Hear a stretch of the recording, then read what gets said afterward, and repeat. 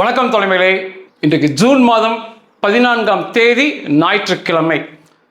America Iran இடையேயான இந்த சண்டை நிறுத்தங்கள் பற்றிய ஒரு சிறிய பதிவு.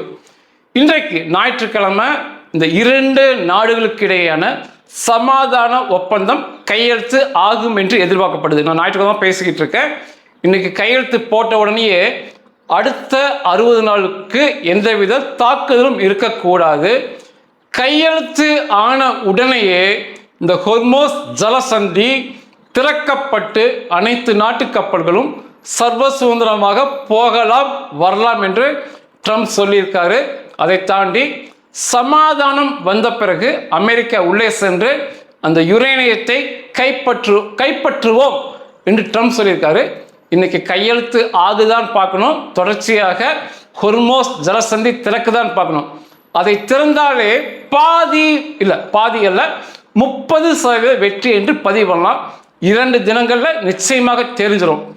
ஈரான்ல இந்த சண்டை நிறுத்த ஒப்பந்தத்திற்கு எதிராக மிகப்பெரிய ஆர்ப்பாட்டங்கள் ஈரான் பூரா நடக்குது.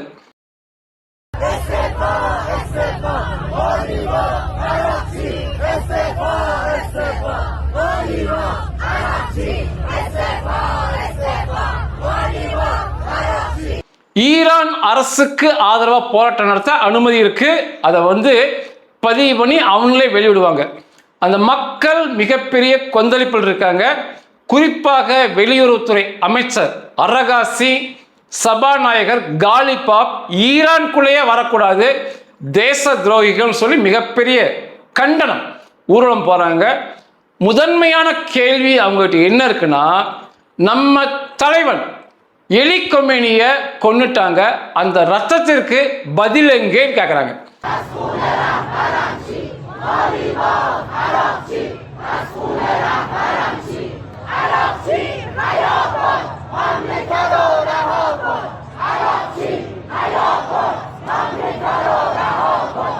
நியாயமான கேள்விதான் அந்த மக்கள் கேட்கறது. சண்டையோட முதல் நாளையே எலி கொமேனி குடும்பம் சிதைக்கப்பட்டிருக்காங்க. அதற்கான பதில் எங்கேன்னு சொல்லி அந்த ஈரானுடைய இராணுவத்தை பார்த்து அந்த மக்கள் கேள்வி கேட்டு மிகப்பெரிய ஆர்ப்பாட்டம் நடக்குது. அதுக்கெல்லாம் ஒன்றுமே பண்ண முடியாது. அதுக்கெல்லாம் மிகப்பெரிய வலிமையான நாடாக இஸ்ரேல் போன்ற நாடாக துல்லிய தாக்குதல் நடத்தும் நாடாக இருக்கணும். இவனுங்க வேணா செயற்கை நுண்ணறிவுல ஒரு வீடியோ செஞ்சு ட்ரம்ப் நெத்தனியாகலாம் கொல்லப்படுவது போல போட்டு மகிழலாம், அல்லது பொய்யான செய்தியை பரப்பி நெத்தனியாக கொண்டுட்டோம், ட்ரம்ப்பை கொண்டுட்டோம் சொல்லி பைத்தியங்களை போல பேசி மகிழலாம். இன்னைக்கெல்லாம் ஒரு பைத்தியம் என்ன பேசுறாங்கன்னா, ஈரானில் நாங்கள் வருகின்ற நாட்களில் அமெரிக்காவில் போய் தாக்குதல் நடத்துவோம், இங்கே அடிக்கிறத பார்க்க முடியல, பக்கட்டனா அங்கே போகிறோம். நம்ம இந்த மாதிரி முட்டாள் மக்களை முட்டாள் பேச்சாளர்கள் பேசி ஏமாற்றலாம். மற்றபடி தளத்தில் அவர்களால் ஒன்றும் பண்ண முடியாது. ஆனால் மக்கள் மிகப்பெரிய போராட்டம் பண்ணுறாங்க. இன்னுமே என்ன சொல்கிறாங்கன்னா, இதெல்லாம் முஸ்தபா கொமேனிக்கு தெரியுமா, அவனுக்கு தெரிஞ்சுதான் பண்ணுறீங்களான்னு சொல்லி அவங்க மிகப்பெரிய போராட்டம் பண்ணிட்டு இருக்காங்க. ஈரானுடைய அதிகாரப்பூர்வ செய்தி ஃபார்ஸ் நியூஸ் ஏஜென்சிமாங்க முன்தினம் கொடுத்துருக்காங்க. இந்த 139 கைதிகளுக்கு 139 உடனடியாக மரண தண்டனை நிறைவேற்ற சொல்லி முஸ்தபா கொமேனி என்ற பேடி உத்தரவிட்டிருக்கான்னு சொல்லி பல்வேறு சிறைச்சாலை நீதிமன்றங்கள் இருக்காங்க. கொல்ல சொல்வதை ஒப்புதல் கொடுத்து விட்டான்னு சொல்லி செய்தி படித்தேன். எவ்வளோ பெரிய ஆச்சரியம் பாங்க. ஒரே நாளில் 139 பேர்த்த கொல்ல சொல்றாங்க. உலகத்திலேயே எங்கேயுமே நடக்காத ஒன்று இப்படி நடக்குது. இது எந்த இஸ்லாமியனும் அரபியனும் கண்டித்தது போலவே தெரியல. முஸ்தபா கொமேனி இருக்கானாங்கிறது இப்போ வரைக்கும் சந்தேகம் இருக்கு. 2 தினங்கள் முன்னால ஒரு கூட்டத்தில் முஸ்தபா கொமேனியோடைய மாமியார் பேசும்போது, முஸ்தபா கொமேனியோடைய மனைவியை கொண்டுட்டாங்கன்னு நினைக்கிறேன் தாக்குதல, அந்த மாமியார் பேசும்போது கல்வியின் முக்கியத்துவம் பற்றி பேசும்போது முஸ்தபா கொமேனிய பாஸ்ட் டென்ஸ்ல இறந்த காலத்தில் பேசுவாங்க இல்லையா, அதை போன்ற ஒரு வார்த்தையை உபயோகப்படுத்தினாங்க. அவர் இருக்கும்போது, அதாவது மருமகனை இருக்கும்போது பேரன் பேத்திகளை பார்த்து, முஸ்தபா கொமேனிக்கு குழந்தைங்க, அந்த அம்மாவுக்கு பேரன் பேத்தியா வரும். அவர் இருக்கும்போது பேரன் பேத்திகளை பார்த்து ஆங்கிலத்தையும் ஜப்பான் மொழியும் கற்றுக்க சொன்னார் அப்படின்னு பேசுவதை பார்க்கும்போது, அவர் இருக்கும்போது அப்படின்னு பார்த்தா இன்னைக்கு இல்லை என்று சொல்வது போல இருக்கு. விரைவில் நிச்சயமாக இதற்கான முடிவு வரும். முஸ்தபா கொமேனி இருக்கானா முடிஞ்சானான்னு சொல்லி. இந்த நொடிப்பொழுது வரை அமெரிக்காவுடைய கப்பற்படை முற்றுகை தொடருது. 141 கப்பல்கள் வழிமறிக்கப்பட்டு ஈரானுக்கு போக இருந்த, ஈரானை விட்டு வெளிவந்த 141 கப்பல்கள் வழிமறிக்கப்பட்டு அனுப்பப்பட்டிருக்கு. 9 கப்பல்கள் சொன்ன பேச்ச கேட்காதனால நிர்மூலம் செய்யப்பட்டிருக்கு தாக்குதல் மூலமாக. இது அமெரிக்காவுடைய இராணுவ அறிவிக்கை. நம்முடைய வெளியுறவுத்துறை அமைச்சர், இந்திய மாலுமிகள் 3 பேர் கொல்லப்பட்டது மிகப்பெரிய வருத்தத்தை தரும் சம்பவமாக அமைஞ்சது. மிகப்பெரிய கொந்தளிப்பை கொடுத்துருக்கு. இந்தியாவில் எந்தவித எதிர் நடவடிக்கையும் எடுக்கவில்லை அப்படிங்கிற மாதிரி போராடுறாங்க. அந்த குடும்பத்தில் கேள்வி கேட்குறாங்க. நம்முடைய வெளியுறவுத்துறை அமைச்சர் ஜெய்சங்கர் தன்னுடைய ஆழ்ந்த கண்டனத்தை வாய் வார்த்தையாக பதிவு பண்ணாரு. அதற்கே அவனுக்கு ரொம்ப எகத்தாளமாக பதில் பேசியிருக்கானுங்க. அமெரிக்காவில் மார்க்கோ ரூபியம்பாங்க, அங்கே வெளியுறவுத்துறை அமைச்சர். பிரச்சனை நடந்த இடத்துக்கு வந்தது, அமெரிக்க ராணுவம் சொன்னதுக்கு கீழ்ப்படியாமல் இருந்தது அந்த கப்பலின் தப்பு. அப்படி இருக்கும்போது வருங்காலத்திலும் நிச்சயமாக தாக்குதல் நடத்துவோம், நாங்கள் நடத்திய தாக்குதல் நியாயமானதுன்னு சொல்லி அவன் பதிவு பண்ணியிருக்கான். ஆனால் இதற்காக தாக்குதல் சண்டையெல்லாம் தேவையற்ற ஒன்றுன்னு தான் பதிவு செய்ய முடியும். உணர்ச்சி வசப்பட்டு இதுக்கெல்லாம் சண்டைக்கு போகிறதெல்லாம் தேவையற்ற விஷயம். ஏன்னா 140 கோடி மக்களுக்கு தினம் தினம் நாம் உணவளிக்க வேண்டும் இந்த தேசம்.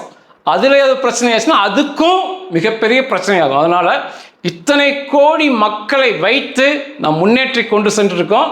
இதற்காகலாம் போய் அமெரிக்காட்ட சண்டை போடுறது தேவையற்ற விஷயம்தான் என்னால் சொல்ல முடியும். அவனுங்க மிகப்பெரிய அளவில் பொருளாதார முன்னேற்றத்தில் இருக்காங்க. இப்படி எகத்தாளமாக பதில் சொல்வது அவர்களின் இயல்பு. அவங்க எப்படியுமே இப்படி தான் பதில் பேசுவாங்க. அது இந்தியர்களை மட்டம் தட்டி பேசுவது அவனுக்கு அல்வா சாப்பிட்ற மாதிரி. இந்த ஜார்ஜ் புஷ் அவன் மகன் புஷ் ஆட்சியில் இருக்கும்போது அப்போ உணவு பஞ்சம் ஏற்பட்டுச்சு. அந்த கேள்வியை கேட்டாங்க. உலகம் முழுவதும் உணவு பற்றாக்குறை ஏற்படுங்கும் போது அவன் என்ன சொன்னான் அப்படின்னா, அநேக இந்தியர்களுக்கு அமெரிக்கர்கள் வேலை போட்டு கொடுத்துருக்காங்க, அதனால நிறைய சம்பளம் அவங்க வாங்குறாங்க, நிறைய சம்பளம் வாங்குறதுனால அதிகமாக வாங்கி உண்கிறார்கள் இந்தியர்கள், அதனால உணவு பஞ்சம் ஏற்பட்டுன்னு சொல்லி இப்படியே பேசலாம். அவனை எப்பவுமே இப்படி தான் பேசுவாங்க. உங்கள் வெறியை தேசத்தை முன்னேற்றுவதில் மட்டுமே நிச்சயமாக காட்ட வேண்டும். இப்போ இந்த கால்பந்து போயிட்டு இருக்கு, உலகக்கோப்பை கால்பந்து. அரபிய நாடுகளில் மிகப்பெரிய கொலை வெறியோட இந்த கால்பந்து பார்ப்பாங்க. அதுவுமே இப்போ நம்ம எப்படி கிரிக்கெட் ஐபிஎல்லாம் பார்க்குறோமோ அதை விட 100 மடங்கு வெறியோட அரபு நாடுகளில் பார்ப்பாங்க. இஸ்ரேல்லையே கால்பந்து மிகப்பெரிய வெறியோடு பார்ப்பாங்க. அதை தாண்டி ஐரோப்பா அமெரிக்க நாடுகளையுமே இந்த கால்பந்து ஒரு மிகப்பெரிய தாக்கத்தை ஏற்படுத்தும்.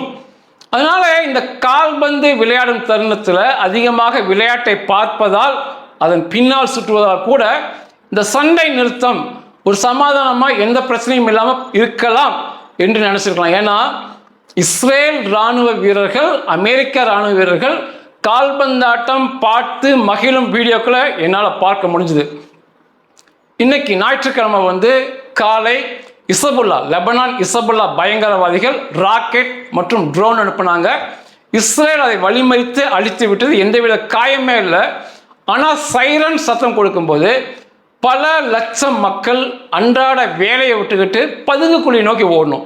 இது ஒரு மிகப்பெரிய பிரச்சனை. நேற்று சனிக்கிழமை 20 கிராமத்தை காலி பண்ண சொன்னாங்க. நான் சொல்லியிருந்தேன் 20 கிராமங்களையும் மிகப்பெரிய தாக்குதலை நடத்தி காமிச்சாங்க. இஸ்ரேலுடைய விமானப்படை மிக பயங்கரமான தாக்குதலை அந்த 20 கிராமத்திலையும் நடத்தினாங்க. இந்த சண்டை நிறுத்தத்தில் இஸ்ரேலால் தான் பிரச்சனை ஏற்படும்.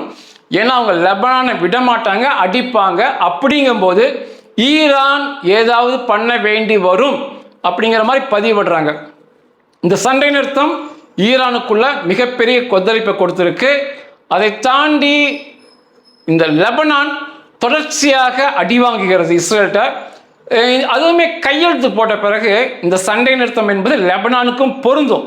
லெபனானை இஸ்ரேல் அடிக்கக்கூடாது. ஆனால் அதை மீறி இஸ்ரேல் அடிக்கும்போது ஈரான் என்ன பண்ணுகிறது என்று சொல்லி நிச்சயமாக பார்க்க வேண்டும். இந்த கால்பந்தாட்டம் அப்படிங்கிறது மிகப்பெரிய தாக்கத்தை இந்த தலைவர்கள் ட்ரம்ப் மற்றும் நெத்தன்யாகு, ஈரான் தலைவர்கள், ஈரான்ல இந்த கால்பந்தாட்டம் மிகப்பெரிய வெறியா பார்ப்பாங்க. கொலை வெறியை தாண்டி நாம் பார்க்கும் கிரிக்கெட் மற்றும் இந்த சினிமா பின்னால் சுற்றுறாங்க இல்லையா, அவர்களை விட 1000 மடங்கு வெறியோட ஈரானில் பார்ப்பாங்க. இஸ்ரேல், அரபு நாடுகள் எல்லாமே பார்ப்பாங்க. ஆதலால் இந்த கால்பந்தாட்டம் ஆடும் சமயத்தில் சண்டை நிறுத்தத்தை கொண்டு வந்திருக்கலாம்னு சொல்லலாம். இது நன்றிகள்.